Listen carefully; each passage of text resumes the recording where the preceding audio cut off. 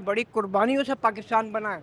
अगर कोई ये कहे कि जी इसको ये हो जाएगा, इसको कुछ नहीं होता, ला इलाहा इल्लल्लाह मुहम्मद रसूलुल्लाह, इसको कोई हाथ भी नहीं लगा सकता। पाक फौज को क्या पैगाम देंगे? पाक फौज को पैगाम ये देंगे कि अल्लाह उनको हिम्मत दे।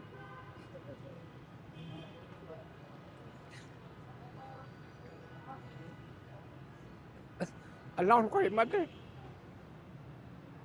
उनके लिए हमारी जान भी हाजिर है। और वो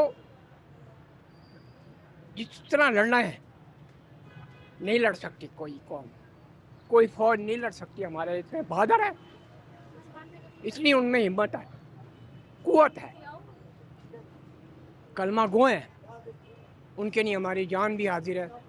मैं इस्लामाबाद रहता हूँ, जहाँ भी फौज की गाड़ी देखता हूँ मैं सलाम करता हूँ। कमज़ोरी नहीं बल्कि वो तो बिल्कुल तबाह करना चाहते हैं। पूरे आलम इस्लाम में सिर्फ ये ही दो ममालिक हैं जो इनका जो यहूद व हनूद का खुल कर और बड़ी दलेरी के साथ मुकाबला कर रहे हैं और करते रहेंगे इंशाअल्लाह, और इनको मार देते रहेंगे। हमने हमेशा ऐलान किया है, हम अपने अफवाज पाकिस्तान के साथ शाना बशाना खड़े थे, खड़े हैं और खड़े रहेंगे।